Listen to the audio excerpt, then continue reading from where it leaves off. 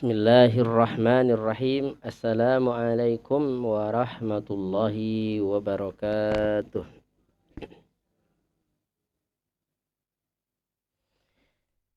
Innal hamdalillah nahmaduhu wa nasta'inuhu wa nastaghfiruhu wa na'udzu billahi min syururi anfusina wa min sayyiati a'malina.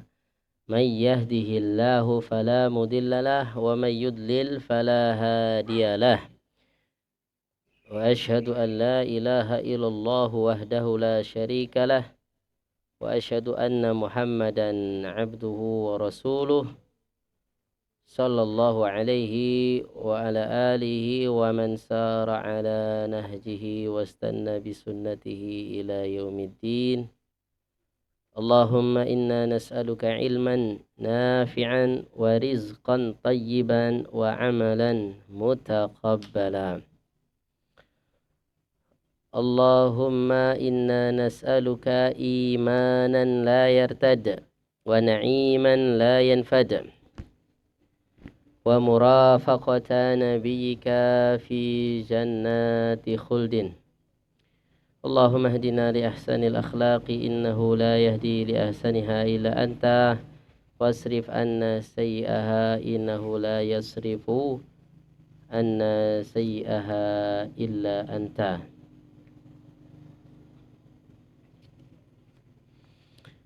Hadirin hadirat jamaah pengajian yang kami banggakan, yang kami cintai karena Allah Subhanahu wa taala. Alhamdulillah setelah 3 kali atau 2 kali ya kita libur dari kajian Sahih Bukhari ini, kita lanjutkan kembali. Mudah-mudahan kita tetap bersemangat untuk menjadikan iman kita lebih kuat, iman kita lebih segar.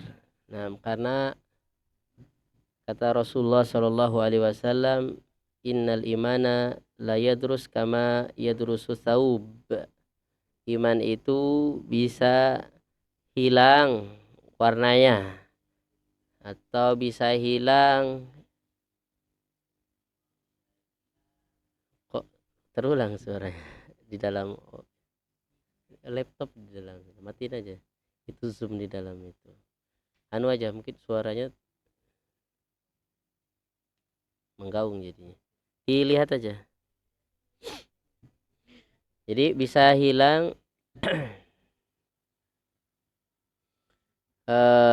warnanya, bisa hilang, intinya bahkan bisa hilang sama sekali. Nah, jadi kata Rasulullah, jaddidu imanakum, perbaharuilah iman kalian. Jaddidu imanakum, perbaharuilah iman kalian. Tajdid. Jadi supaya kalau kita lemes itu ya, lemes kita makan supaya kuat. Kalau baterai tinggal 2%, tinggal 1% itu udah langsung untuk telepon mungkin langsung mati. Nah, jadi harus kita cas ya, harus kita cas gitu ya, harus kita cas, harus kita kasih energi baru biar bisa kuat lagi, biar bisa untuk live lagi, bisa untuk nelpon lagi. Nah, itu iman kita seperti itu. Innal iman la yadrusu kama yadrusu saub. Jadi iman itu bisa luntur sebagaimana luntur warna baju ya. Jadi harus kita rawat betul-betul bajunya, seperti itu. Salah satu perkara yang membuat iman kita bisa segar kembali, kuat kembali, dengan kita berkumpul di majlis zikir. Nah, makanya sahabat-sahabat Nabi Abdullah bin Rawahah, Muaz bin Jabal, Anas bin Malik itu ngajak temannya, ngajak memang kata Rasul ini. Diajak, ta'al najlis linu'min sa'atan nujaddidu imanana. Sini duduk sebentar, ya kita tambah iman dulu. Nah, atau nujaddidu imanana, kita perbaharui iman kita. Jadi duduk sama-sama. Jadi maksudnya apa? Mendengarkan Al-Quran. Maksudnya apa? Mentadaburi Al-Quran. Atau tafsir Al-Quran. Sunnah ini, hadis-hadis Nabi itu adalah tafsir atau penjelasan atau penjabaran dari Al-Quran. Nah, itu yang bisa membuat iman kita apa? Kuat. Tapi sebaliknya, kalau kita ta'al nobar yang nggak jelas, yuk sini ada acara nonton bareng. Nah, nontonnya hal-hal yang bisa membuat iman kita bisa kurang justru. Nah, nonton apa contohnya? Nonton acara gosip. Ya, akhirnya kita ikut orang gosip. Ya, ngibahin orang. Ya enggak? Banyak juga yang ikut di bawah komen ya. Di tayangan ya. Si ini kawin lagi.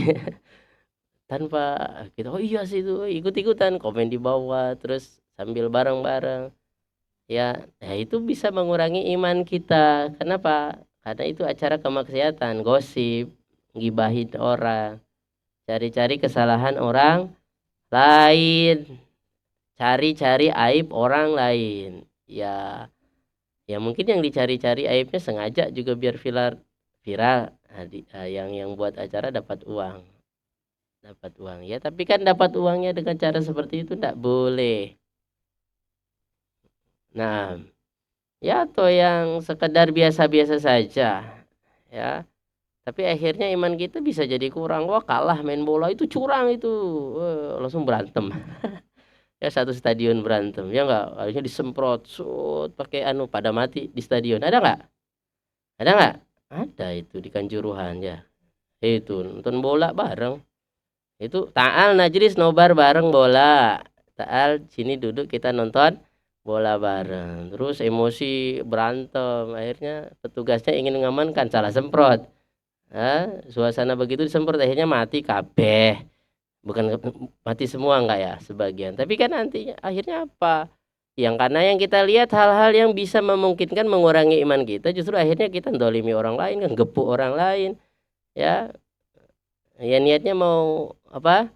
Menunjukkan kesetiaannya kepada kelompoknya atau klubnya, tapi akhirnya dengan cara-cara yang salah, mencaci, menghina. Itu kan gara-gara ngumpul-ngumpul bareng. Coba kalau sendirian. Nah, jadi ngumpul bareng untuk kebaikan bagus, ngumpul bareng untuk kebaikan ya bisa ngurangi iman. Nah, makanya kita dianjurkan untuk ngumpul tuh untuk yang baik-baik saja, untuk menambah keimanan. Seperti itu. Nah, Bapak Ibu hadirin hadirat yang kami banggakan. Sekarang kita akan membahas bab ke-7. Qala al-musannifu al-imam Abu Abdullah Muhammad ibn Ismail al-Bukhari fi jami'ihi babun minal imani an yuhibba li akhihi ma yuhibbu li nafsihi. Bab termasuk dari keimanan seseorang itu mencintai untuk saudaranya apa yang ia cintai untuk dirinya sendiri. Nah, itu termasuk dari keimanan. Kalau kita ada perasaan seperti itu, kita cinta terhadap orang lain ya sebagaimana kita cinta kepada diri kita sendiri. Nah, itu bagian dari keimanan.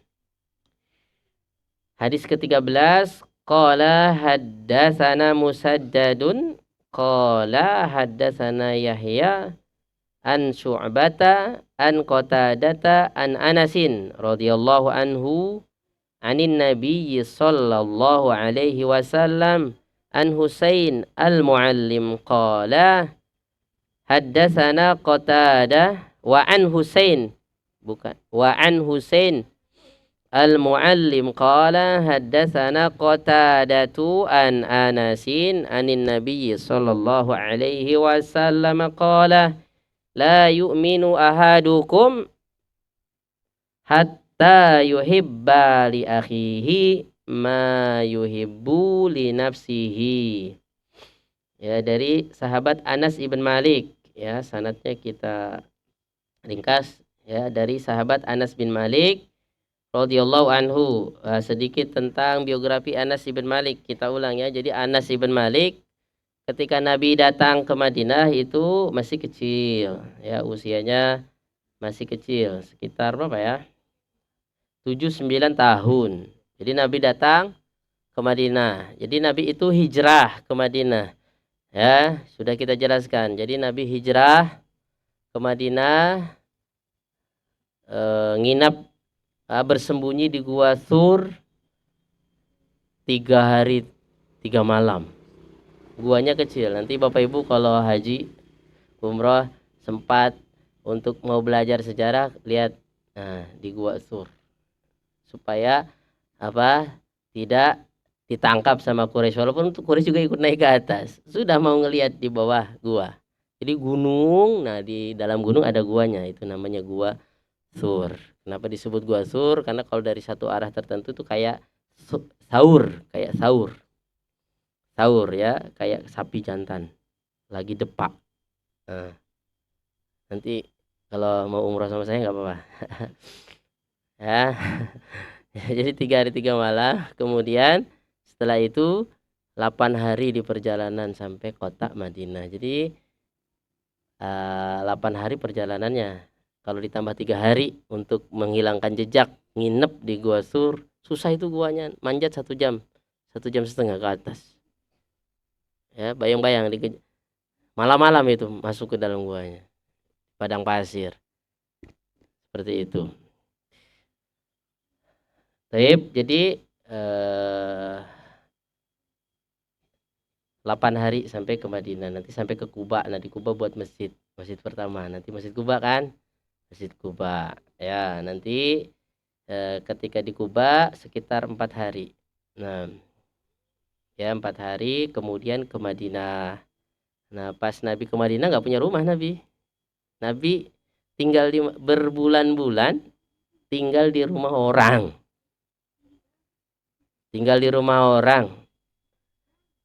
Bukan kenalan Nabi, bukan saudara. Ya, sahabat Ansor namanya Abu Ayyub Al-Ansori, istrinya Ummu Ayyub Al-Ansori. Nama aslinya Khalid bin Zaid. Terkenalnya Abu Ayyub, istrinya terkenal Ummu Ayyub, Mama Ayyub sama Bapak Ayyub. Nah, rumahnya tingkat 2. Nabi nginep di situ, belum punya rumah. Nabi buat masjid. Masjid Nabi itu asalnya kebun kurma. Luasnya 20 kali 30 aja. Ya. Asalnya kebun kurma yang ada kuburannya. Kuburannya akhirnya digali, dipindahkan karena kuburan orang musyrik. Nah, ketika Nabi datang ke Madinah, nah ini supaya nempel ya tentang perawi hadis ini, Anas bin Malik kok bisa kenal sama Nabi. Jadi Anas bin Malik itu punya ibu namanya Ummu Sulaim. Nah, jadi semua orang tuh ketika Nabi datang ngasih hadiah, ngasih kenang-kenangan. Ada yang ngasih ini, ngasih itu. Nah, Ummu Sulaim dia ngomong begini sama Rasulullah, ya Rasulullah, semua orang bawa tuh kasih ini, kasih itu. Saya nggak kasih apa-apa, kasih anak aja. Ini ada bocil, Anas ibn Malik, ya, Anas ibn Malik, ya, udah nggak ada ayahnya. Ini saya ngasih hadiah anak aja, kali-kali bisa bantu, ya, ngepel-ngepel atau apa. Intinya supaya jadi pembantu. Jadi Ummu Sulaim ngasih Anas bin Malik ke Rasulullah supaya jadi ART. ART masih kecil. Subhanallah. Ya, sebetulnya sih Ummu Sulaim punya misi. Ya, anak saya biar dididik aja sama Rasulullah. Biar pasti bagus didikannya. Rasulullah yang didik. Ya, tapi Ummu Sulaim, ya nggak apa-apa, bisa bantu-bantu ya Rasulullah. Padahal anak seusia gitu disuruh aja masih susah. Pernah satu saat Rasulullah nyuruh Anas bin Malik untuk satu keperluan. Ya, ditunggu lama, ya, ditunggu lama sampai Rasulullah datang, masih mainan ya sama teman-temannya. Kemudian Rasulullah mengatakan, ya Unais,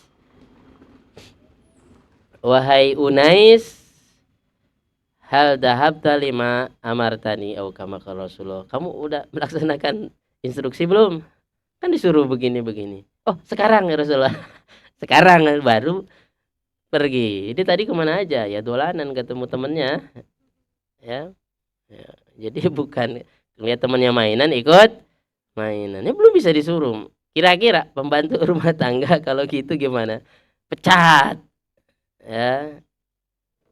Itu Anas bin Malik. Ya sesungguhnya bukan jadi pembantu, Rasulullah yang ngangon dia, bukan ngangon tuh untuk binatang. Rasulullah akhirnya yang ngurusin Anas ibn Malik. Ya tapi ya rezeki Anas bin Malik. Ya. Ya sahabat juga mau begitu, malu nanti kakean. Kebanyakan dia masa nggak mau di apa gitu ngerepoti Rasulullah. Tapi ya rezekinya Anas bin Malik, dia cepet ibunya, akhirnya diasuh sama Rasulullah sampai Rasulullah meninggal. Ya, ketika Rasul meninggal, ya masih anak kecil juga, belum terlalu besar. Karena Rasulullah di Mekah berapa? 13 tahun. Di Madinah 10 tahun. Jadi Anas bin Malik sama Rasulullah berapa tahun? Lama. 10 tahun. Dapat ilmu banyak. Akhirnya betul Rasulullah meninggal, betul-betul jadi pewarisnya Rasulullah Shallallahu Alaihi Wasallam. Nah ini Rasulullah itu mendoakan Anas bin Malik supaya panjang umurnya, banyak hartanya, berkah kedua-duanya. Akhirnya benar, termasuk sahabat Nabi yang panjang umurnya, 100 tahunan lebih, anaknya banyak. Nah itu kenapa? Ya supaya umat Islam tambah banyak. Susahnya cari umat Islam di Mekah ya nggak, diusir-usir, dipukulin. Nah di Madinah alhamdulillah masuk Islam. Kayak Rasulullah ketika Anas disuruh diasuh, walaupun kata-katanya suruh jadi ART, suruh jadi pembantu, Rasulullah senang ya, cari-cari manusia ini susahnya, ini ada orang mau ngasihkan ke dia, mau dicuci hati dan otaknya dengan kebaikan, bukan dicuci dengan yang jelek-jelek. Kan istilahnya sering gini, oh itu dicuci otaknya. Memang harus dicuci otak itu. Nah, otak kita itu kalau dipakai yang macam-macam harus dicuci ya, untuk mensucikan otak dan hati Al-Quran dan As-Sunnah. Itu tujuan Rasul diutus ya, untuk mengajari kita. Jadi Rasul itu liu'alim, untuk ngajarin, mu'alim, jadi guru ya, jadi petunjuk. Nah itu Rasulullah Shallallahu Alaihi Wasallam. Alkitab wal hikmah ya, liyuzakihim, untuk mensucikan mereka. Jadi supaya otak kita suci, bersih, hati kita bersih ya, kita harus dengar petuah-petuah Al-Quran dan As-Sunnah. Makanya nanti jangan kaget Bapak Ibu, banyak orang Barat baru baca selembar Al-Quran karena sebelumnya belum pernah baca, masuk Islam langsung dan meneteskan air mata. Nah ujian kita udah punya Al-Quran di lemari, banyak debunya Al-Qurannya, jarang kita buka, ngajinya jarang.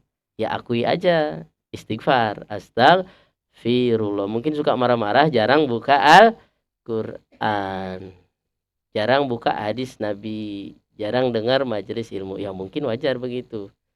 Nah, tapi nanti kalau udah baca Quran, baca sunnah, dengerin ngaji, masih suka marah-marah, masih ahlaknya jelek, ya berarti yang salah bukan Qurannya. Mungkin kita nggak ikhlas mengkajinya, ya ingin ria aja, ingin dipuji saja. Ya pokoknya lihat aja. Karena masing-masing ada ujian. Ujian orang nggak tahu ilmu ada, ujian sudah tahu ilmu ada. Masing-masing Allah uji. Tiada orang banyak ilmunya, ahli agama, ahli Al-Quran, itu justru Allah bakar di neraka duluan. Kenapa? Karena dia ketika ahli agama ingin mendapatkan pujian dari orang dia sebagai ahli Al-Quran. Wah itu bahaya juga kan. Nah jadi masing-masing itu ada ujiannya. Jadi tetap saja kita harus kontrol hati kita. Kita belajar itu untuk apa? Ya kita nolong orang untuk apa? Jangan pikirin macam-macam. Allah nggak lupa. Manusia yang baik juga nggak lupa. Kalau kita berbuat baik sama orang, orang yang baik itu nggak lupa sama kita. Bahkan Allah ngajarin gitu. You kalau kayak orang Malaysia aja. Kamu kalau ada orang berbuat sama kamu, wajib kamu berterima kasih. Apalagi sama orang tua. Sebab adanya kita. Allah yang ngadakan orang tua, Allah yang ngadakan bumi, Allah yang ngadakan hewan-hewan sebelum Nabi Adam. Jadi hewan-hewan binatang duluan ya, itu kakak kelas. Jadi dunia ada lengkap dulu, baru Allah ciptakan Nabi Adam dari tanah. Nanti Nabi Adam jadi pendatang, transmigrasi. Allah turunkan dari surga ke bumi. Jadi bumi udah ada binatang-binatang, udah ada pohon-pohon. Baik. Jadi harus kita lihat hati kita ketika ngajinya benar enggak. Ya nggak apa-apa, kita terus seperti itu, kita mengkaji. Nah, jadi itu Anas bin Malik. Jadi sahabat yang menjadi ulama waktu itu masih kecil karena langsung dididik oleh Rasulullah sallallahu alaihi wasallam. Nah, itu sedikit biografi Anas bin Malik. Ya, termasuk sahabat Nabi yang paling terakhir meninggal. Ya, nanti kalau sahabat Nabi paling terakhir meninggal namanya Tufail bin Amr ad-Dausi.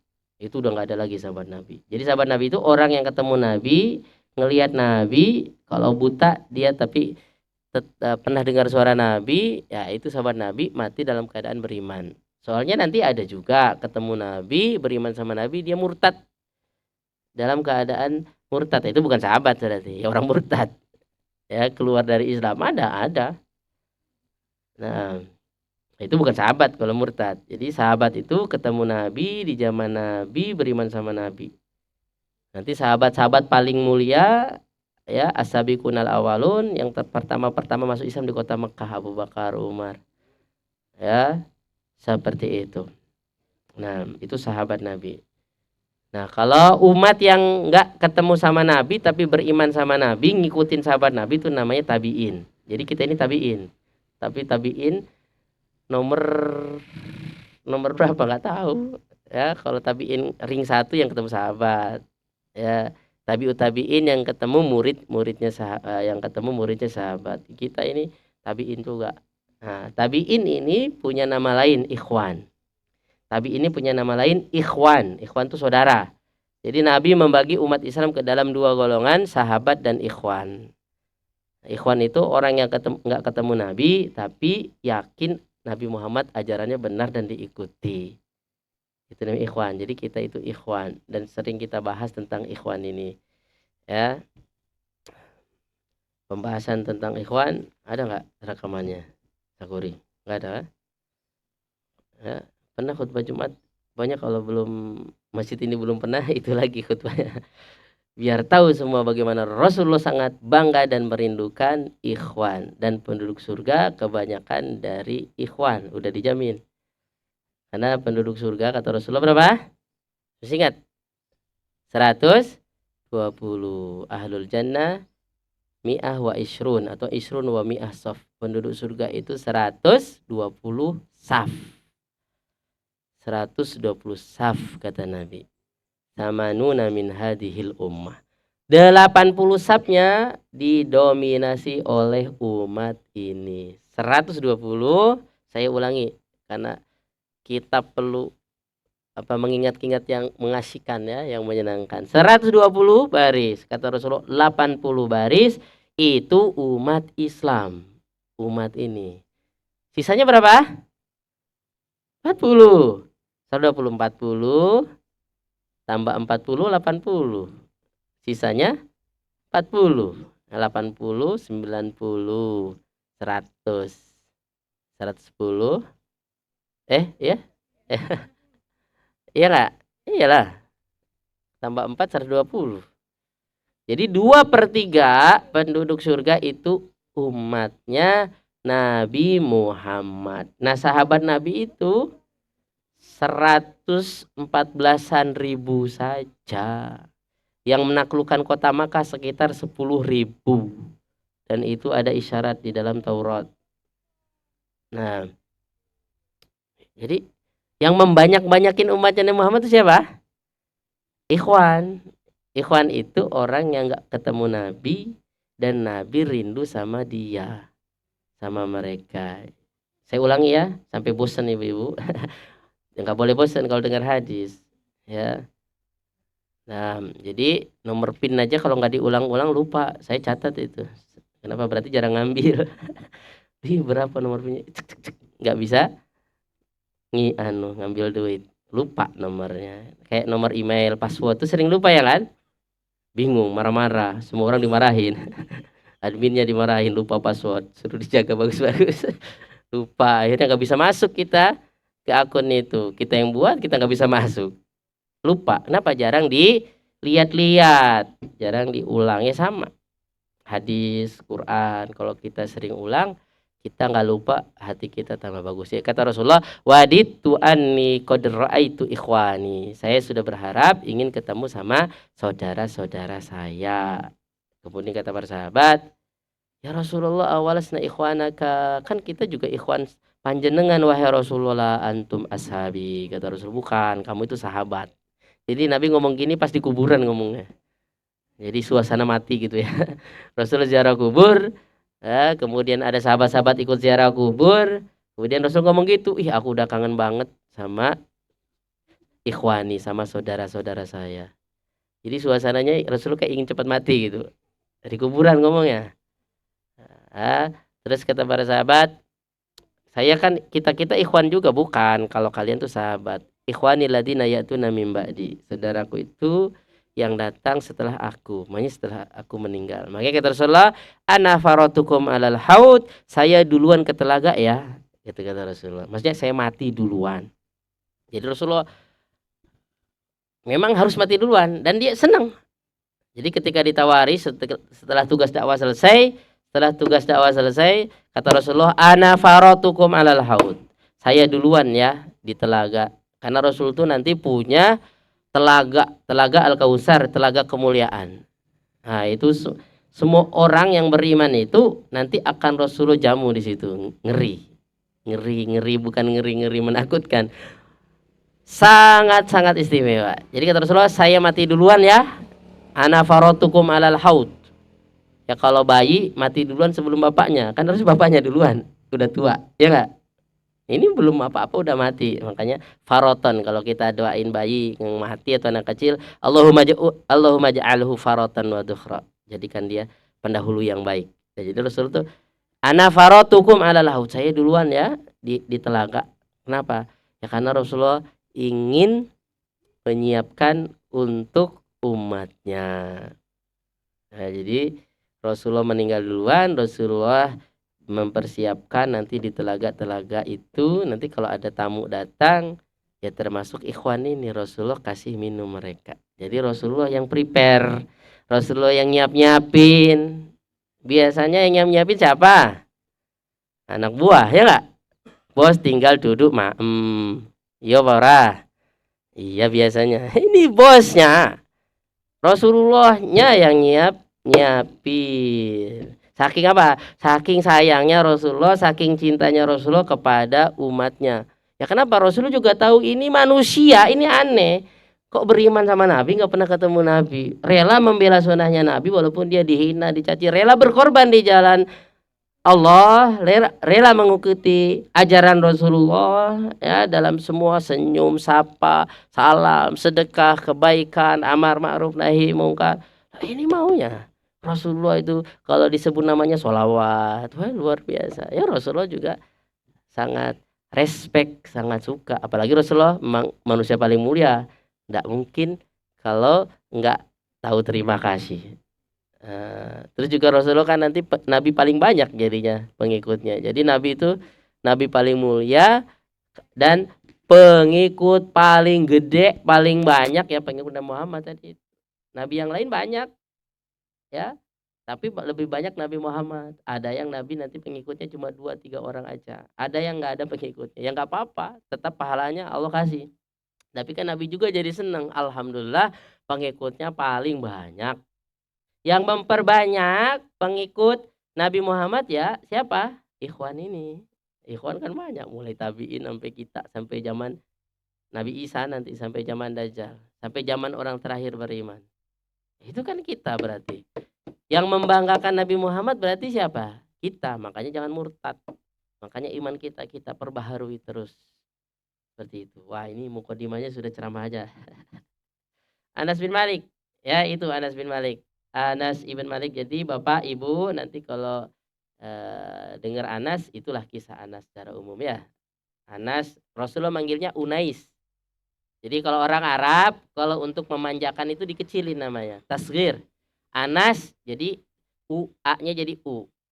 Nah, apa namanya? U. Na-nya tetap, belakangnya dikasih ya, Unais. Abdun jadi Ubed.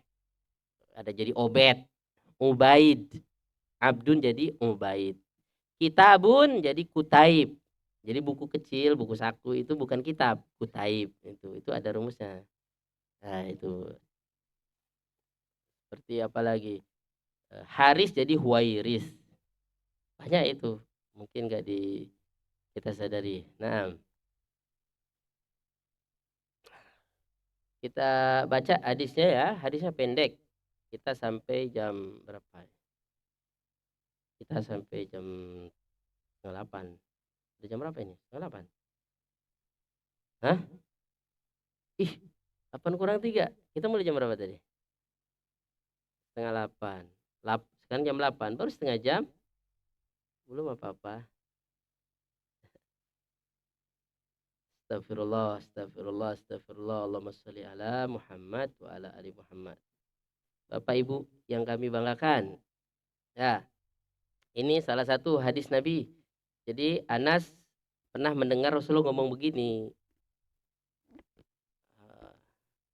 La yu'minu ahadukum hatta yuhibba li akhihi ma yuhibbu li nafsihi.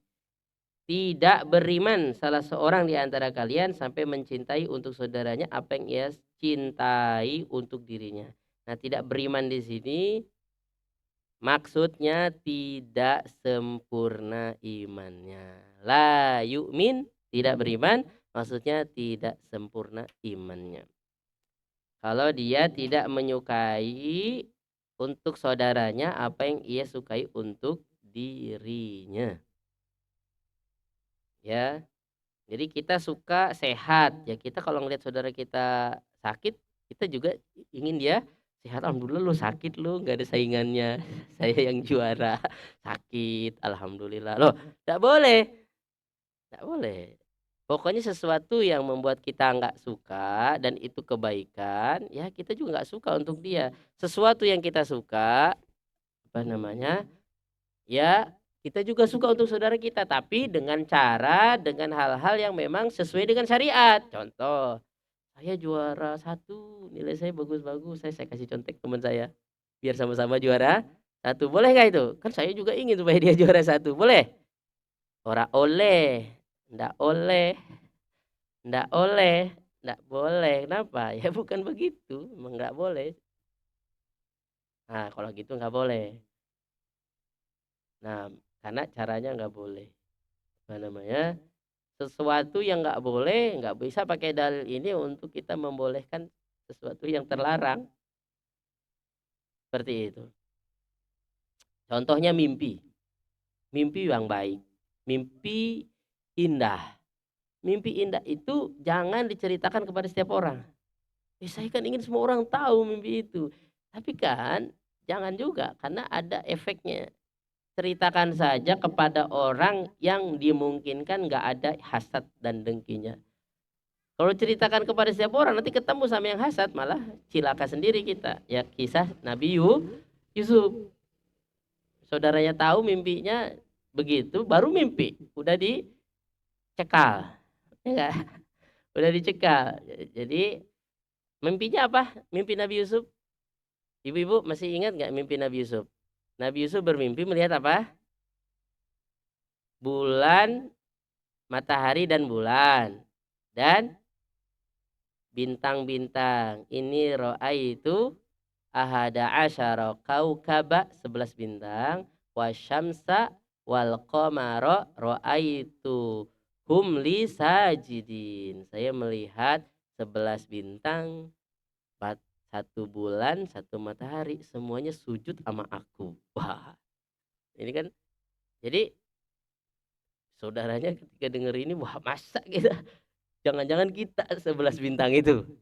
Dan faktanya memang begitu, ketika nanti Nabi Yusuf sukses setelah dimasukkan sumur, ya. Jadi mau sukses itu masuk sumur dulu. Kita menderita dulu dari susah. Pas sukses itu manisnya bukan main. Ya nggak? Ya nggak? Iya. Jadi buah sawit kalau dibiarin di situ nggak jadi duit. Kalau udah jatuh dulu jadi duit. Ya kayak bunga aja lah, bunga apa gitu, pohon apa dah. Ketika di atas terus dia nggak merasakan sakitnya jatuh, nggak akan tumbuh, nggak akan segar kembali, ya nggak? Iya, apalah contohnya buah. Ibu nanam padi di udara gitu. Jatuhkan dulu, baru dia tumbuh. Jadi jatuh untuk tumbuh. Musibah yang kena kita, ujian yang kena kita itu justru membuat kita tambah tinggi derajatnya supaya kita bisa hidup kembali, supaya kita bisa sejahtera sama. Kenapa kita harus merasakan sakitnya mati? Ya kalau orang beriman supaya tidak mati nanti di surga kekal selamanya. Oh, aku nggak mau mati. Coba sendirian hidup di dunia ini sampai tua, orang anak untune, nggak punya gigi, bongkok, nggak ada dokter, mati semua sendirian hidup di dunia, nggak mau mati. Sedih apa nggak? Udah mati aja. Orang anak koncone, nggak ada temannya. Nggak apa-apa. Jadi kita semua harus merasakan namanya mati supaya kita masuk surga kalau beriman. Kalau di surga nggak ada mati. Ya, tapi harus gimana nanti dicabut nyawanya? Dicabut nyawanya. Orang yang beriman siap siaga. Dan Allah mudahkan karena malaikat rahmat menjemput, bahkan bawa kafan dan minyak wangi dari surga. Orang gak beriman dipukul oleh malaikat. Wal malaikatu yadribuna wujuhahum wa adbarahum, tuh kata Allah dalam Al-Quran. Dipukul, nggak dimuliakan. Ya, ini tamu tidak terhormat dan kurang ajar, memang tempatnya hukuman negeri akhirat tuh. Ya, dipukul muka dan bagian belakangnya oleh malaikat. Tuh ayat Al-Quran. Ya gitu. Tapi harus matilah. Ya sama, kita sakit, kita kesusahan, kita kekurangan, itu yang membuat kita tinggi di sisi Allah kalau kita tetap bersabar berusaha. Seperti itu. Jadi tidak sempurna iman salah seorang di antara kalian yang mengaku orang beriman kalau tidak mencintai untuk saudaranya apa yang ia cintai untuk dirinya sendiri. Contoh, saya sudah syahadat, saya sholat, ada saudara saya nggak sholat. Saya ingin saudara saya sholat juga, ya diajak, itu namanya dakwah. Dan dakwah menghasilkan pahala. Ngajak dengan cara yang baik, udah diajak orang sholat-sholat ya, piye maning. Sudah diajak orang gelem, nggak mau. Ya udah, saya sudah ajak. Saya sudah doakan. Jangan, wis nggak sholat mlebu neraka lu. Saudaranya nggak sholat, santuy aja. Saudaranya maksiat, santuy aja. Jangan larang dulu. Oh jangan, nanti kita bisa celaka. Ya, apalagi kalau maksiatnya rame-rame, ya itu nanti dihukumnya juga rame-rame sama Allah. Ya nggak? Ya karena kalau kena hantaman tsunami, kena hantaman gempa yang hancur bukan orang nggak sholat saja, semuanya juga ikut. Nah, makanya kita diperintahkan untuk amar ma'ruf nahi mungkar. Ikatin aja sebisa kita. Apalagi saudara kita. Ya minimal pernah seumur hidup ngingatin gitu. Lek, sholat lek. Eling. Mas, sholat. Ya jangan mau mati aja. Nyebut mas, nyebut. Susah lah nyebut kalau susah. Orang pernah nyebut waktu hidup, waktu sehat orang pernah nyebut. Mau mati nyebut. Ya, susah. Baru sudah habis waktunya. Ya, pokoknya catat ibu-ibu, bapak-bapak. Kita mencintai untuk diri kita keimanan. Sholat, puasa, zakat. Kita ngelihat saudara kita nggak sholat, nggak zakat, nggak puasa. Kita ingin sih jadi orang suka membantu orang lain. Ada saudara kita perlu, ya kita bantu sebisa kita. Intinya hal-hal yang baik yang itu harusnya kita punya dan kita sudah punya, ya kita tularkan juga kepada saudara kita. Nah itu jangan malah dibiarin, termasuk melihat kemungkaran. Makanya Nabi pernah begini, ciri-ciri kita cinta sama saudara kita begini.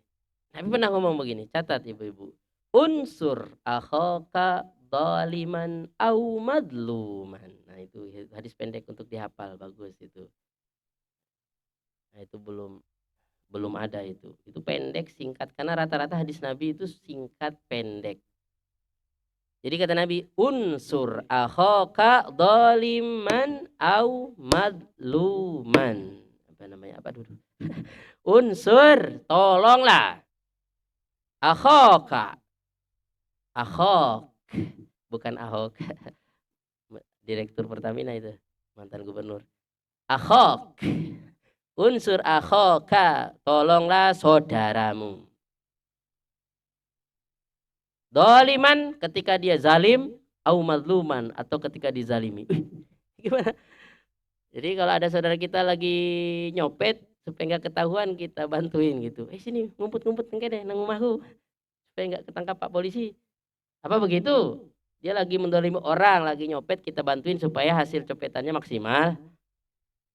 Dia lagi korupsi kita lindungi supaya nggak ketangkep.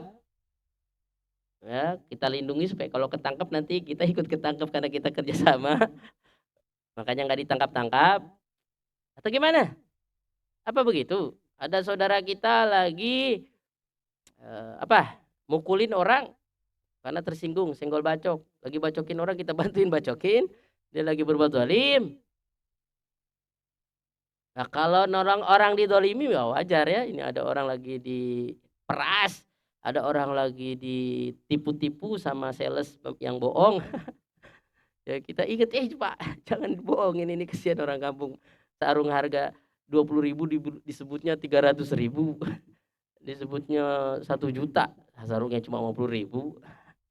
Kasihan orang kampung di bawah. Nah kita, ini ada yang didolimi kita tolong. Yang mendolimi kita tolong juga. Iya, kata Rasulullah, menolong orang dolim dengan kita stop dari kedolimannya. Itu menolong. Dia mau mukul orang, kita tangkap tangannya supaya nggak kena orang.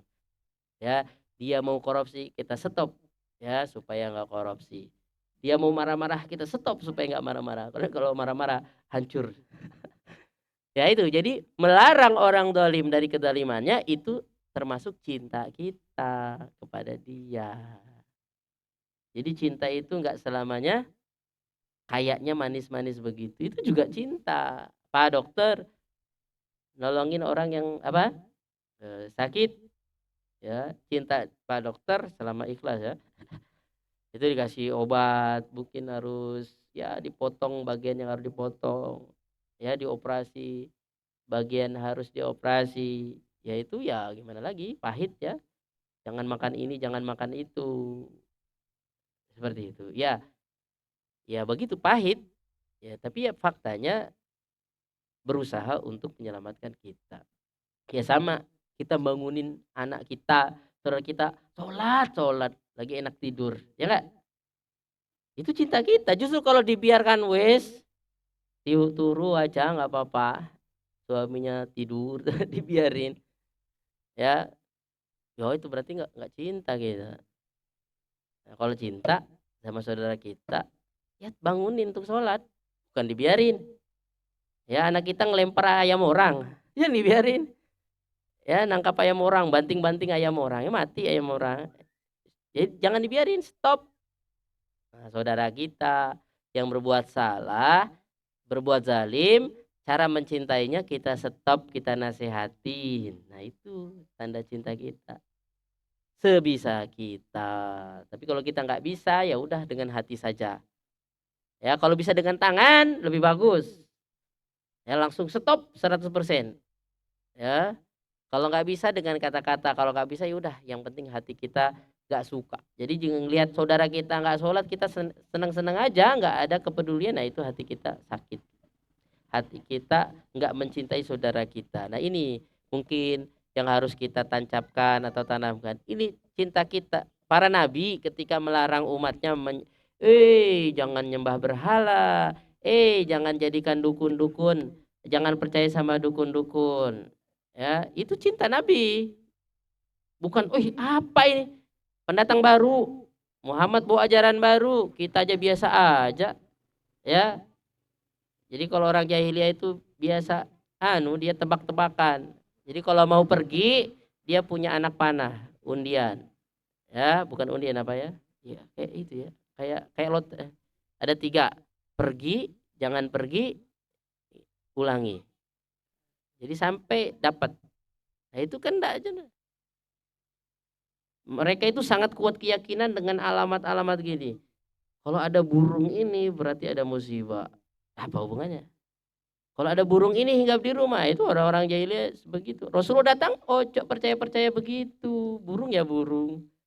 Kalau burung yang berbahaya bisa makan orang ya jangan deket-deket. Burung elang yang besar itu bisa ngambil orang. Ya tapi ya ada. Jadi gini, kalau mau pergi orang-orang Arab jahiliyah dulu ada kijang atau ada apalah burung di gebah itu diusir. Bus. Kalau ke kanan mantap, kalau ke kiri waduh ini sial. Nah, kalau kita aja ya ngelihat mau pergi ada ular. Tuh. Nanti berapa meter ada ular lagi. Hah? Oh nggak jadi pergi sial. Nah, enggak boleh. Nah, tanda cinta Nabi kepada mereka jangan percaya yang begitu. Itu tatoyur, merasa sial dengan melihat alamat-alamat. Beda kalau begini. Kalau memang itu sesuai dengan ilmu pengetahuan dan fakta-fakta dan memang itu ada burung-burung semuanya pindah, binatang-binatang semuanya pindah. Besar-besaran. Oh, mungkin di sana ada tsunami kah atau ada gempa? Nah, itu kalau memang ada ilmunya nggak apa-apa. Ya, tapi kalau sekedar kupu-kupu masuk rumah pasti ada tamu ya itu tamunya kupu-kupu itu. Banyak juga waktu kecil. Ya memang saya perhatikan waktu itu ada tamu-tamu, ada kupu-kupu, ada tamu. Tapi banyak juga ada kupu-kupu mana ada tamunya. Itu tiap hari nggak ada kupu-kupu ada tamu. Ya, apalagi kalau di Jakarta tamu itu ngamen minta duit. Jadi nggak boleh itu hal-hal kecil bisa merusak keimanan syirik kecil. Tatoyur. Ya saya pakai gelang. Wah, gelang ini bisa membuat saya kebal. Apalagi batu ini bisa membuat saya kebal, nggak kena corona, nggak kena penyakit apa-apa. Nah, nggak boleh. Ya, tamimah, ya, kemudian gelang-gelang yang itu nggak ada hubungannya memang dengan keselamatan, nggak boleh kita yakin itu syirik kecil. Kalau meyakini gelang ini yang menolak bala bukan Allah, syirik besar. Tapi kalau meyakini Allah yang menolak bala, gelang ini hanya perantara, syirik kecil. Hati-hati, enggak usah pakai aja. Makanya Rasulullah dulu orang-orang jahiliyah di ontanya ditaruh supaya ontanya sehat, supaya ontanya diputus sama Rasulullah. Itu cinta Rasulullah supaya iman kita sempurna, nggak melakukan kesyirikan. Itu justru tugas utama Nabi diputus itu supaya manusia itu nggak syirik kepada Allah Subhanahu wa taala. Itu cinta Nabi kepada umatnya. Ya, itu cinta Nabi kepada umatnya supaya umatnya itu jangan sampai kekal di neraka, itu aja. Bukan itu aja, masih banyak yang lain. Itu nomor satu. Jangan sampai berbuat syirik supaya masuk Islam, mengikuti ajaran Allah. Jangan berbuat syirik. Itu ajaran utama para nabi dan rasul. Itu bukti cinta Rasul kepada umatnya. Seperti itu ya sama ketika kita mengingatkan saudara kita jangan berbuat syirik, jangan melakukan hal-hal yang dilarang oleh Rasulullah itu tanda cinta kita sebetulnya. Justru kalau menang-menang baik ya diam-diam saja padahal kita bisa itu enggak cinta berarti. Ya, potong ayam di pojok rumah atau di pohon apa supaya penunggunya senang. Enggak boleh itu. Itu syirik besar kalau menyembelih untuk selain Allah. Ya, itu nusuk. Nusuk itu menyembelih. Kalau bahasa Indonesia nusuk itu nusuk. Kalau bahasa Arab nusuk itu nyembelih unta. Jadi kalau unta itu ditusuk memang. Jadi kalau unta itu kalau disembelih gak di ora kayak kue. Jadi unta itu ditusuk sininya. Bagian bawahnya pakai kayak belati gitu. Cus, gesek. Tusuk, gesek. Nahar di sini. Persis ya kayak bahasa Indonesia. Nusuk. Jadi nasaka. Jadi makanya ada istilah nusuk, nusuk haji. Ya karena ibadah haji itu ada ada berhubungan dengan potong onta nanti untuk sedekah. Tapi motongnya karena Allah dibagikan kepada fakir miskin. Bukan motong karena jin untuk memulihkan jin menunggu penunggu laut, larung sesaji, ya bukan. Nah itu justru kesyirikan. Itu dakwah Rasulullah di Mekah. Ya dulu ada sahabat Nabi mau potong unta di daerah Buana. Daerah Buana itu Nabi nanya, itu di situ dulu ada pestanya orang musyrik, potong-potong binatang untuk berhala nggak? Untuk penunggu-penunggu tempat. Nggak ada, aman. Oh, nggak apa-apa. Boleh potong di situ. Kalau di situ dulu tempat-tempat untuk mereka memuja selain Allah, jadi lambang pemujaan terbesar kan menyembelih. Ya, makanya dulu Nabi Ibrahim aja suruh nyembelih siapa? Karena Allah nyembelihnya, bukan karena jin. Ini ada nggak anaknya disembelih sendiri untuk korban? Ya, seperti itu. Jadi itu cinta Nabi kepada umatnya, diingatin, ojo syirik, jangan mempersekutukan Allah, esakan Allah semata, u'budullaha wa la tusyriku bihi syai'a. Ya termasuk habis itu wabil walidaini ihsana, berbuat baik sama ortu, berbuat baik sama kedua orang tua, itu setelah tauhid. Tauhid setelah Allah yang adakan kita, sebab kita ada di dunia itu, mak bapak ortu itu wajib berbuat baik walaupun mereka sejelek apapun akhlaknya, seburuk apapun, kita harus berbuat baik. Mereka masih musyrik, kita harus berbuat baik, tapi tanda cinta kita doakan supaya masuk Islam, kita dakwahi dengan cara yang baik, bukan menang-menang baik, diam-diam saja. Kita ajak sebisa kita, itu tanda cinta kita. Ya, kita bisa makan kue enak, kita bisa ngasih ya kasih. Kalau kita sendiri nggak cukup nih untuk keluarga kita, ya nggak usah juga kasih orang dulu, kita dulu aja dan keluarga kue enaknya. Ya, tapi kalau masih ada ya nggak apa-apa kasih. Yang lebih berhak adalah saudara yang paling dekat dengan kita secara nasab, ya, yatim yang punya hubungan nasab. Setelah itu baru orang lain. Nah itu, jadi ada urutan berbuat baik seperti itu. Jangan keluarganya memerlukan banget, ya kita kasihkan ke orang lain, ya lebih duluan keluarga yang di bawah tanggung jawab kita. Itu pahalanya dua, pahala nyambung keluarga, pahala sedekah, seperti itu. Nah jadi mencintai diri, mencintai orang lain sebagaimana kita mencintai diri kita, sesuai dengan koridor syar'i. Jangan juga sembarangan, dia bermaksiat, saya juga orang maksiat, supaya orang maksiat juga, ya nggak boleh gitu. Itu namanya menyesatkan orang lain, menyesatkan orang lain. Jadi intinya dalam hal-hal kebaikan dan keimanan, selama masih dalam koridor syariat. Nah, jadi jangan disalahpahami hadis tersebut. Nah, ya jadi di sini di sini menunjukkan kalau kita punya perasaan itu, kita cinta kepada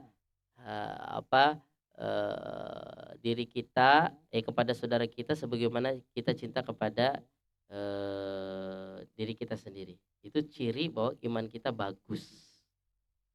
Kalau sebaliknya kita nggak peduli, ya, kalau kita kelaparan, jelas-jelas kita bisa bantu. Keluarga kita juga nggak kelaparan, ya bantu. Karena kita juga nggak suka kalau kelaparan, ya nggak? Tapi kalau lagi puasa jangan kasih makan, Mbak. Ih, kasihan tuh lapar itu saudara kita. Saya nggak tega ngelihat dia lapar, kasih makan. Orang dia laparnya karena ibadah. Ya kalau boleh kasih makan nanti pas buka puasa, kasihin itu buka puasa. Wah itu bagus. Kita dapat pahala dia, dapat pahala kita juga. Itu buka puasa membukakan orang, iftar, ya, membuat orang berbuka puasa dengan uang kita, dengan harta kita, itu pahalanya enak. Kita dapat pahala dia tanpa mengurangi pahala dia, dapat pahala kita juga. Itu kalau ingin banyak pahalanya, membuat orang buka puasa atau menghidangkan bukaan untuk orang yang berpuasa. Bentar lagi kita puasa ya. Berapa hari? 50 lebih ya, 60-an. Mudah-mudahan kita sehat bisa menjumpai Ramadan. Amin ya rabbal alamin. Jadi Bapak Ibu, itu hadis Anas bin Malik tentang mencintai orang lain sebagaimana mencintai diri kita sendiri. Ingin lihat contohnya para nabi, itu aja. Nabi itu nggak bisa ngelihat orang lain susah. Nabi Muhammad ketika mau hijrah pun Ali bin Abi Thalib suruh jaga rumah dulu untuk balik-balikan orang yang nitip-nitip barang. Itu orang-orang musuhin Nabi, tapi kalau nyimpen uang sama Nabi, nyimpen barang-barang. Kenapa? Nabi orangnya sangat welcome, boleh menerima jasa penitipan tanpa pamrih. Memang orang baik itu masih banyak, masih ada Jadi kalau melihat bagaimana mencintai orang lain sebagaimana mencintai diri sendiri, para nabi dan orang-orang soleh deh. Nah kalau kita mungkin masih banyak kekurangannya, tapi nggak apa-apa. Kita berusaha untuk seperti itu. Ya kita nggak bisa bantu banyak, bantu doa. Ya Allah mudahkan, kasihan banget itu orang. Ya Allah saya juga soalnya nggak punya. Gitulah minimal jam dasar. Bukan malah kita cibir atau kita gibahin, enggak.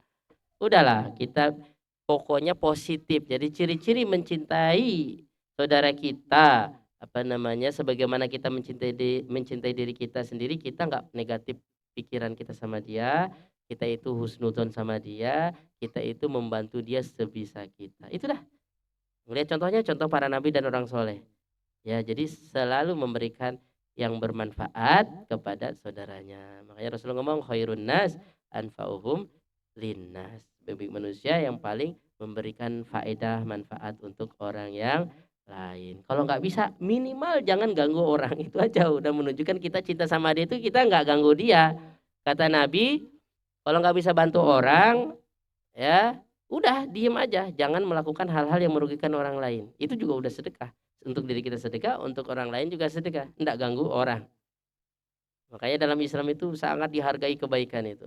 Makanya kita menghindarkan duri dari jalan atau pohon yang melintang di jalan, pelepah sawit atau apa yang menghalangi jalan. Kalau kita turun sebentar, sabar, kita ambil, itu masuk surga. Pahalanya luar biasa. Kenapa? Karena menunjukkan kecintaan kita kepada saudara kita seiman. Kan jarang orang begitu. Bukan jarang, ya ada. Bayangin, sempat-sempatnya turun dulu, baikin dulu. Dah sebentar ini ngebut aja sampai 5 minggu di situ, kayu masih di situ. Mana? Jelas apalagi sudah dimotivasi kata Rasulullah, aku ngelihat orang masuk surga bolak-balik di surga, mondar-mandir di surga saking senangnya gara-gara aja ligusnin wajadahu na'am fa amatoha. Naam, karena tu'dil mu'minin, karena yu'dil mu'minin. Oh, kama qala Rasul. Jadi orang masuk surga gara-gara itu ada jalan jalan kayu menghalang di jalan, diambil dulu supaya orang bisa lancar jalan. Kan menunjukkan dia cinta, ya nggak? Kalau dia sendiri nggak bisa lewat mobilnya atau dia sendiri susah, ya sama orang juga supaya gitu. Oh, tapi jangan rekam nih. Saya lagi viral supaya dapat follower, supaya dicoblos. Orang oleh itu malah kena masuk neraka nanti, ria. Ya, silahkan ketika berbuat baik, kontrol hatinya, berjuang, ya Allah mudah-mudahan ini ikhlas karena engkau. Bismillah. Nah, jangan mantap, rekam. Nah, lain kalau niatnya rekam itu untuk contoh saja, tapi pertahankan niat untuk kasih contoh itu boleh juga. Nah, demikian Bapak Ibu yang kami cintai karena Allah Subhanahu wa taala, mudah-mudahan bisa ditangkap intisari dari hadis ini, kita amalkan semampu kita. Demikian, barakallahu fikum. Kalau ada pertanyaan dipersilahkan. Monggo Ibu. Waalaikumsalam warahmatullahi wabarakatuh.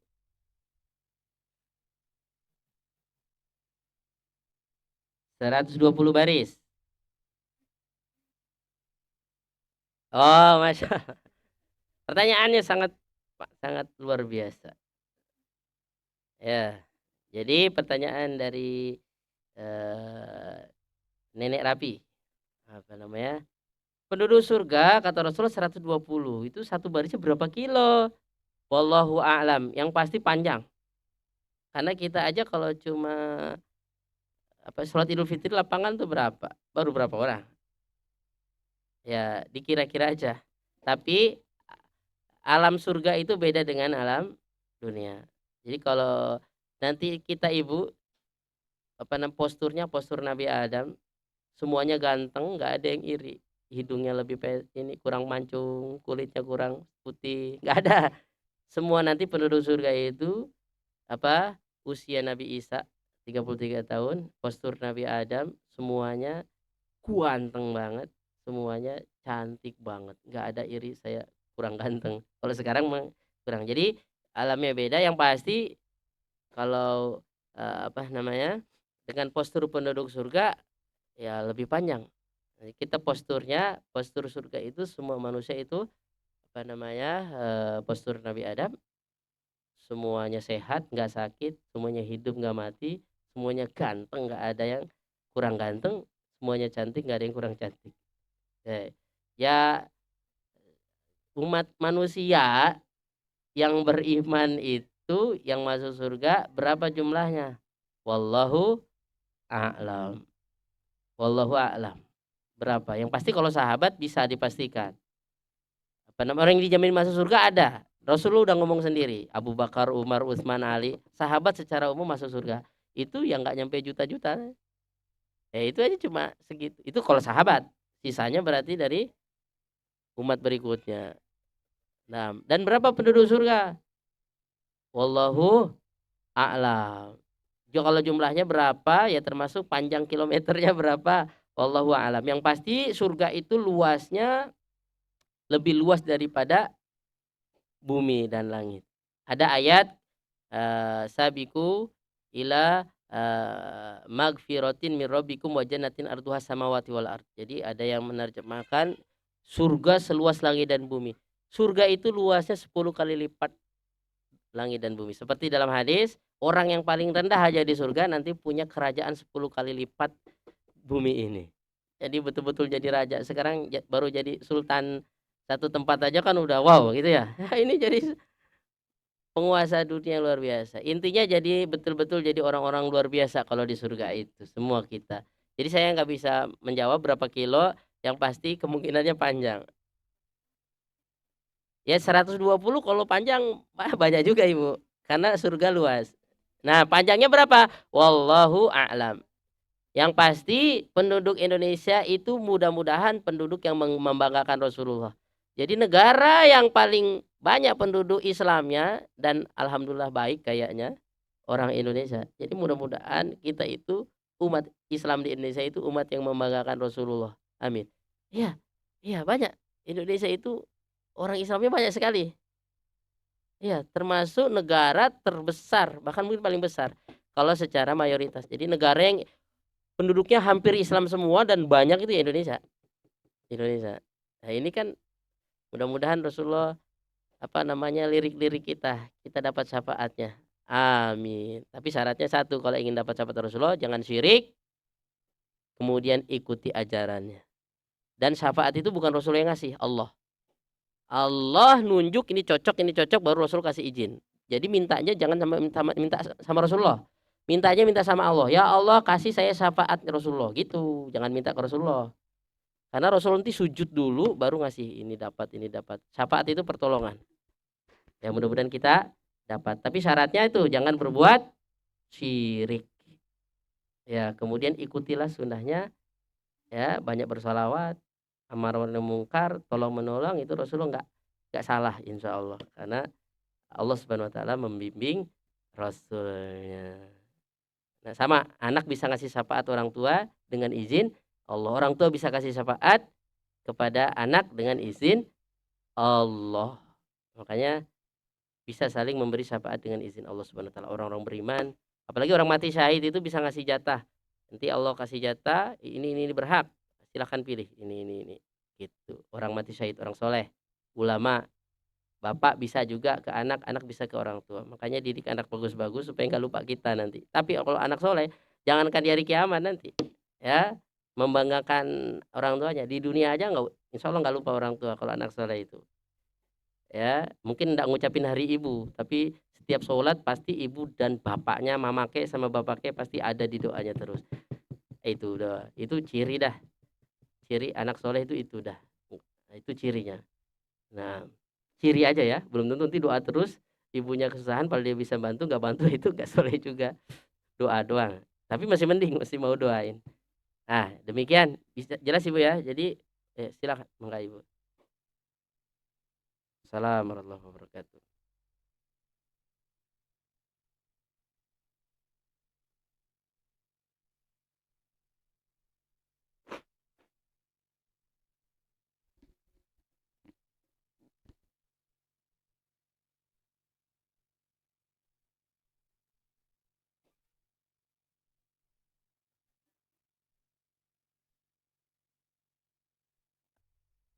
Ya, ya, ya. Oh ya. Mimpi buruk, bagaimana kalau mimpi buruk? Apakah boleh kita ceritakan kepada orang?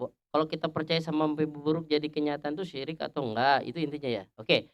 Jadi kita sebelum tidur kita dianjurkan untuk berdoa dulu. Doa sebelum tidur itu termasuk doa paling banyak. Ibu nanti, baca hadis-hadis sahih tentang zikir sebelum tidur tuh wakeh. Paling yang diamalin bismika Allahumma amut wa ahya. Masih banyak yang lain, ya. Ada nanti kita, bahas ya. Jadi berdoa dulu, supaya salah satu hikmahnya kita dijaga oleh Allah Subhanahu wa taala dari mimpi buruk. Jadi mimpi buruk itu ada? Ada. Dari siapa? Dari syaiton. Itu kata Rasulullah. Ya, jadi ada pagi-pagi sahabat ngomong ke Nabi, "Ya Rasulullah, saya tadi malam ngelihat mimpi, aneh mimpinya. Kepala saya tugel, kepala saya nggak ada, terus kepala saya gelinding di depan saya kejar-kejar, nggak ada kepala saya ngejar kok." Itu kan gimana, ya serem-serem dikit ya kayak di film-film kan, kepalanya nggak ada, terus kepalanya mau dipasang lagi, dikejar-kejar lari. Ya serem-serem lucu, ya nggak? Tapi kan gimana kita nggak punya kepala gitu. Ya tapi dia mimpinya ya takut juga, kita aja agak ketawa segan. Tapi intinya gimana kepalanya dia lepas, terus ngelinding-ngelinding depan dia. Mau diambil lagi, melaku dewek, ya jalan sendiri. Kata Rasulullah, kalau kamu mimpi buruk, bangun, pas bangun baca a'udzubillahi minasyaitonirrajim meludah 3 kali ke kiri. A'udzubillahi minasyaitonirrajim karena itu dari syaiton. Terus jangan diceritakan sama siapa-siapa. Kalau mimpi suaminya kawin lagi, buruk nggak? Wallahu alam, bisa buruk bisa nggak? Meludah 3 kali nggak? Apa itu dari syaiton? Wallahu alam. Yang pasti itu bukan maksiat selama selama caranya betul. Selama caranya betul. Selama caranya betul. Caranya betul nanti kita bahas di fikih ya, Bapak Ibu-ibu. Jangan di sini waktunya nggak sempat. Ngeludah 3 kali nggak ibu-ibu tadi? Kalau ngelihat suaminya. Terus 3 kali lagi mimpi, besoknya mimpi lagi, besoknya mimpi lagi. Terus suaminya keluar kota nggak balik-balik. Terus suaminya tiba-tiba pas mimpi itu habis suaminya pas dapat uang banyak tiba-tiba karena tanahnya laku atau sawitnya laku. Wallahu a'lam. Tapi intinya kalau jelas itu kayak tadi ya, mimpi yang membuat mental kita jatuh dan itu bukan sesuatu yang syar'i, jelas tadi kayak kepala kita putus atau kita dikejar-kejar perampok, kita dikejar, itu mimpi buruk, itu dari syaiton. Jangan ceritakan la yuhadis ahadan. Jangan ngomong sama siapa-siapa. Kita berdoa kepada Allah, kita berlindung kepada Allah, jadi berpahala untuk kita. Jadi memang tidur juga ujian, ya. Meludah ketiga kali, ojo ake-ake. Wah, anak suaminya di samping. Kakean, dikit aja. Ke kiri. Meludah ke kiri 3 kali baca a'udzubillahi minasyaitonirrajim. Itu adab ketika kita mimpi buruk, jangan ceritakan kepada siapa. Tapi kalau kita betul-betul mau konsultasi karena bisa juga itu pengaruh sihir. Ya kalau kita ada yang menyihir kita ya, ada syaiton, ada kahin atau dukun, itu biasanya kita terus mimpi seperti itu terus-terusan. Nah, itu bisa konsultasikan kepada orang yang terpercaya. Ya, orang yang paham. Ya, tentunya harus paham agama dan jujur orangnya. Gak apa-apa didiskusikan hal tersebut. Nah, tapi intinya untuk menghilangkan itu semua berwudu sebelum tidur. Besok mimpi gitu lagi, besok mimpi gitu lagi. Nggak usah takut. Itu ujian Allah kepada kita, tapi jangan ceritakan kepada siapa-siapa. Dan kita bisa, dan ketika kita bertawakal kepada Allah, baca a'udzubillah minasyaitonirrajim, kita berarti lagi beribadah. Makanya ada surat Qul a'udzu birabbin nas, ya. A'udzu, aku berlindung. Berlindung itu ibadah. Berlindung dari bisikan-bisikan setan, godaan setan yang tadi dalam mimpi kita. Nah, kalau kita ngelihat mimpi indah, mimpi bagus, boleh ceritakan, tapi ingat juga tidak kepada setiap orang. Terus kalau kita mimpi yang nggak jelas, ya mimpi-mimpi gitu-gitu aja, ya itu cuma sekedar istilahnya kalau bahasa kita ya mimpi betul-betul bunga tidur. Nggak semuanya juga dari Allah Subhanahu wa taala. Apa yang kita telah alami itu dari Allah Subhanahu wa taala. Walaupun ketika itu buruk, ya dijelaskan itu sebabnya syaiton. Dan anak-anak kecil rata-rata mimpi buruk supaya mentalnya jadi penakut. Jadi ke kamar mandi takut, suruh ke sawah takut, sama apa takut. Nah, itu termasuk salah satu tujuan syaitan menggoda kita dalam tidur supaya kita tumbuh jadi pengecut, penakut. Makanya Nabi itu kalau sebelum salam tahiyat salah satu doanya, Allahumma inni a'udzubika minal jubni wal bukhli. Ya Allah, aku berlindung kepada Engkau dari sifat penakut dan pelit. Penakut, ya, mau sholat tahajud takut karena ada uwok api, mau sholat subuh takut karena ada uwok api. Nah, itu kan penakut yang nggak benar. Ya tapi kalau kita takut ada ular piton wajar nggak apa-apa. Ya bawa senter gitu. Tapi makanya penakut nih sifat yang nggak bagus. Tapi ada ya manusia ya takut lah kalau ada bom ya kita menghindar. Ya nggak? Seperti itu. Di sini ada orang masang ranjau ya kita hati-hati takut. Itu wajar. Ya ada ular besar. Oh, aku udah takut. Jangan. Itu wajar. Nabi Musa ketika tongkatnya berubah jadi ular ya takut juga. Itu wajar. Tapi takut yang menghalangi kita beribadah kepada Allah ya, dan itu sesuatu yang dilarang kita takutnya, contohnya itu kita ngelewat ke hutan hutan atau pohon besar, kata orang di sini ada setannya, ada penunggunya, ada woknya, ada apanya, kita takut, terus kita saya pamit wahai penunggu pohon anak bagong mau lewat, loh ngapain kita menghinakan diri anak bagong, kita anak manusia. Nah itu yang diinginkan oleh setan, kita menghinakan diri sama dia, kita takut sama dia, ujung-ujungnya kita berbuat syirik, akhirnya kita ngasih sesajen ke laut ya supaya hasil panennya banyak, supaya sri penunggu padinya itu ngasih padi banyak, nggak boleh, kita takut sama dia. Nah itu penakut, rasa takut yang membuat kita nanti nauzubillah terjerumus ke dalam kesyirikan. Itu ya adab mimpi, dan itu, mungkin juga kita bahas nanti akan sampai pada waktunya, tapi seminggu sekali kapan sampainya, wallahu a'lam. Demikian barakallahu fikum, kita tutup, dengan kafaratul majlis, tafadhol Pak Ustaz.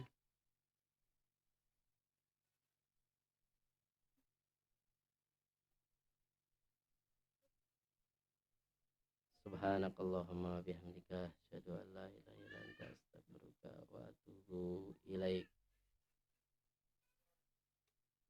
Waalaikumsalam warahmatullahi wabarakatuh.